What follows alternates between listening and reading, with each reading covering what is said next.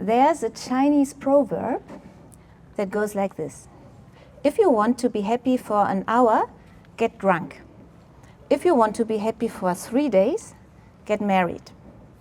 But it's not that simple. Quite a few coincidences have to come together for two people to run into each other. At least when one lives in America and the other in Rome. Coincidence number 1. Helen was doing a semester abroad in November 2017 and was working in a pharmacy in Malta on the side. Coincidence number 2. She had a very nice boss, so she only had to work for 4 hours on Tuesdays, Wednesdays, and Thursdays. So she sometimes traveled around Europe with her colleagues from Thursday to Monday. Coincidence number 3, on a flight to Croatia, she had a 24-hour stopover in Rome and wanted to explore the city. But then, coincidence number 4, her friends were too tired, so she stayed awake alone and went on Tinder, out of sheer boredom. Coincidence number 5, Matthias was also online at the time and there was a match. For our rice dish, this means that the pot of rice is now on the stove because the two of them have found each other. But there's nothing else there yet, so the pot is still completely cold. Dear Matthias, you actually just wanted to chat. You'd never met anyone on Tinder before and had only downloaded the app because your friend Tristan had had a good experience with it. Hello, Tristan. And then you looked at Helen's profile and it said 21 flights in 14 days. And you wrote to her and teased her a bit and asked her what her favorite destination was. Dear Helen, and then you wrote, why don't we talk about this in person? I don't like texting. Dear guests, at this point, when the pot is still quite cold, Matthias is much more serious than Helen. He is a diligent student while she's just partying. So he looks at his watch, it's almost 10 p.m. And then he looks at Helen's photos again, and back and forth like that. And then he decides, despite all his seriousness, I don't have anything special planned tomorrow. Anyway, just a lecture I can skip, so it's no big deal. And I've never met anyone like this before, so I'll give it a try. So you've arranged to meet at the Scholars Lounge, a bar next to the Colosseum. And you, dear Helen, were really very nervous because you had never met anyone in real life via Tinder either. So you wrote to Matthias when you were already on the bus, oh, we don't want to do it, we don't have to, we can just turn around and go home. And he wrote back, it's too late, I've already taken off my pajamas and changed. Dear guests, here's the first impression the two of them had on each other in real life. Helen, you say, he was much taller than I expected, and he looked so good. Matthias, you say, she looked even better than in her pictures, very pretty, and had a very nice smile. Dear guests, I say we turn the hop to level 1, okay?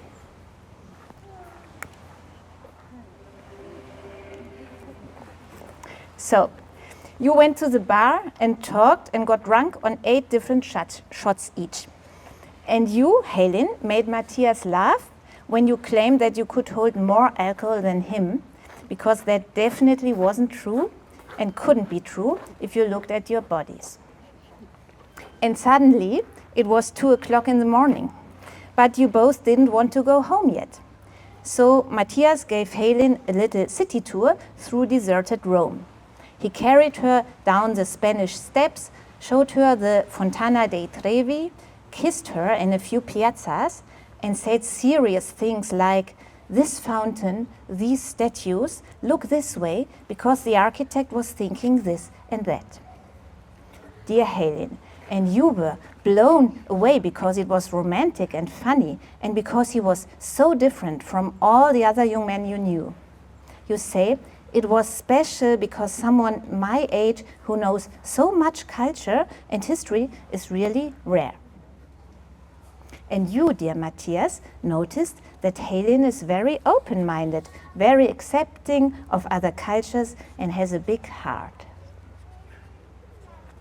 Quote from Matthias, I really admired her, and I had a lot of fun doing it. Dear guests, return the hop to 2, okay?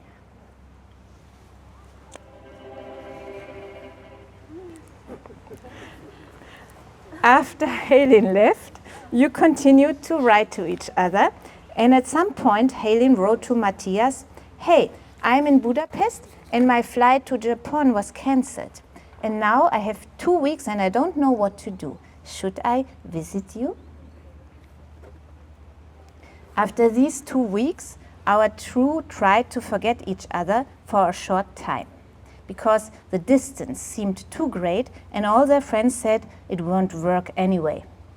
But they didn't succeed, even though they knew that they would be separated by the Atlantic until the end of Matthias' studies, which was another 5 to 6 years, even though the flights were so expensive that they had to save up for them. And even though you, in particular, dear Matthias, were still quite analytical at the time. Quote from Matthias, I don't start a relationship just because I'm in love. It didn't matter. The two of them just kept writing and talking to each other. Dear guests, I think it's so romantic that we'll just turn the heat up 2 notches at this point, okay?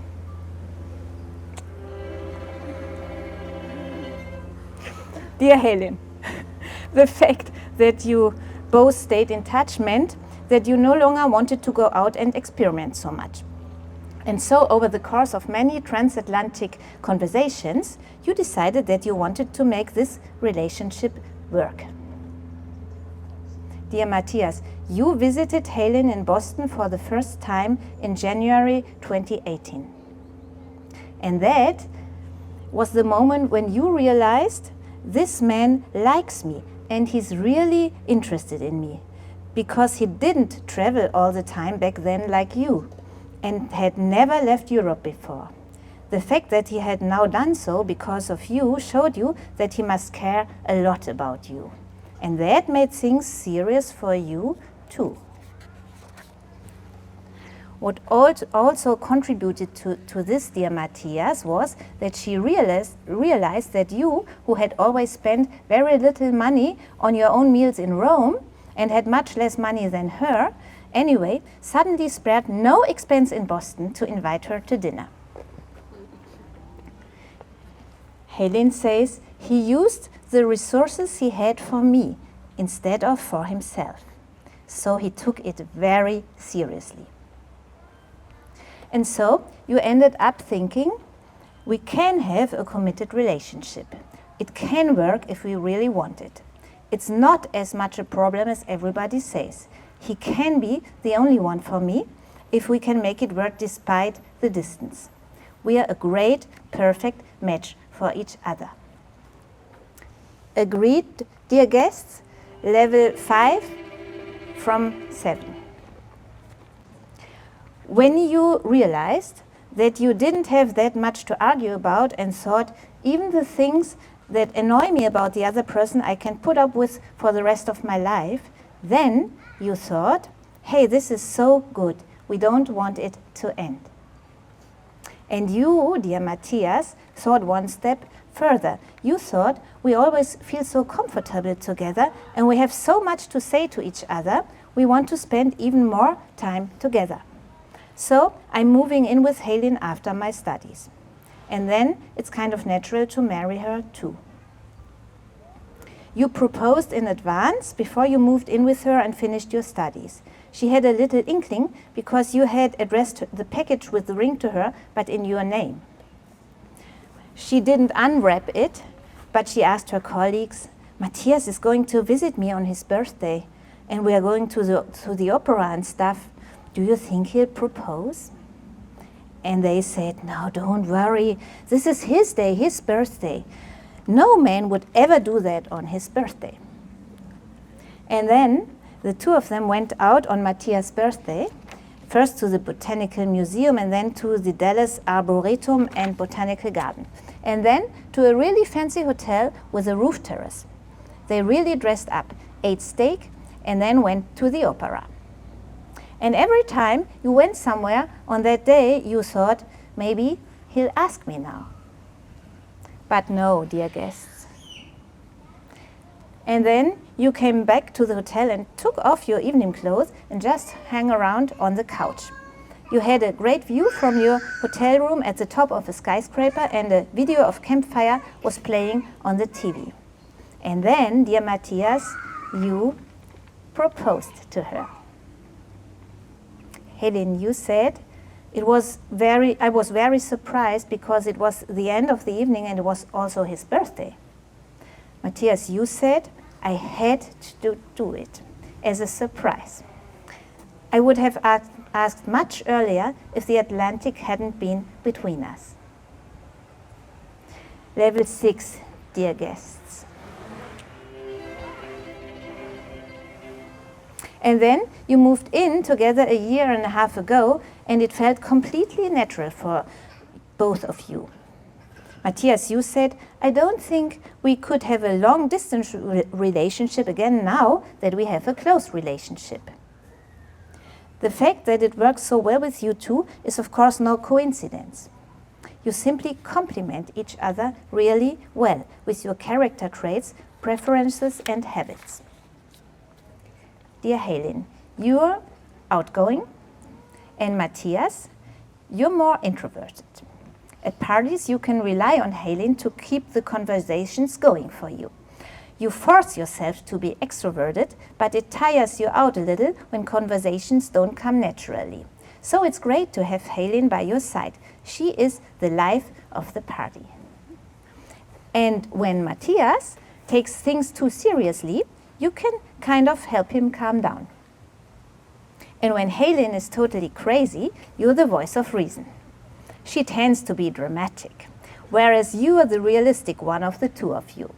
You are also confident and have a good idea of what's right and what's wrong, and what you should do next and how you should handle situations.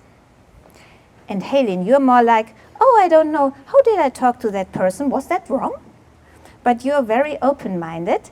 You connect easily with other people. You, on the other hand, find that less easy. But you love learning new things, understanding backgrounds, and immersing yourself in history. Helen says about you, if we took learning away from him, I don't think he would survive. Dear Helen, you are very indecisive, but at the same time opinionated. So you always have lots of ideas, for example, lots of restaurants you want to visit. Dear Matthias, you listen to Helen's arguments, weigh them up and make a well-founded decision that she likes. So you think for both of you. And that helps Helen because she is then not responsible for the decision. Dear guests, before you start thinking, oh dear, with so many differences, how is it going to work out with these two? The wisdom of the Chinese zodiac signs now comes into play. Helen is a pig, Matthias is a dog. And what can I say? Helen and Matthias are a match made in heaven, despite the differences we've just heard. Because a symbiotic relationship can develop between the dog and the pig if both are prepared to compromise. If the dog allows the pig his freedom and the pig can assure the dog of his loyalty in return, then, as I promised to prove at the beginning, nothing stands in the way of happy love. And I think that's a clear case for further engagement with our hop, which I'm now turning up to level 7, and thus to the highest setting. Is that what you want, dear guests? Of course. You know best why you are meant to be together. Dear Helen, what Matthias loves about you is that you are a kind-hearted person, the most lovable person he has ever met. And just the way you interact with other people, that you are so open-minded, friendly and generous. He thinks you're very pretty, and he loves how enthusiastic you are, even about things that don't interest him at all. You fill his life with beautiful things, because you have a completely different view of some things in life than he does. He also loves your wisdom about many things, your experience of life, and that you are extremely caring and considerate. For example, you tolerate the fact that he works so much and does night shifts, that you try to make him as comfortable as possible and always have food in the fridge, because you don't eat the free food you get at work yourself, but bring it to him. Dear Matthias, what Helen loves about you is that you are caring and attentive. And sometimes, when she's frustrated, you just give her a little kiss on the cheek. She also loves that you are level-headed and sensible, but at the same time you can be really silly and show her that silly side too, whereas a lot of people don't know about her. It feels special to her that you are so open to her. She loves that she can learn a lot from you and that you simply understand her, that she can trust you completely and talk to you about everything. She thinks you are super adorable and really confident. And just like you, she thinks that you are really good looking. And she loves that you always bring her that dark chocolate croissant from her favorite bakery next to your hospital. Dear wedding guests, and because none of this leaves the slightest doubt that marriage is the only appropriate way of being for our bride and groom, we are now at the verge of the moment when you will take that step with Helen and Matthias. And just for the record, the pot of rice is boiling now. Let's just put a tick on that. Because now we come to a special moment of this wedding, the vows. Please stand up now, dear Helen, dear Matthias, and stand in front of your wedding arch.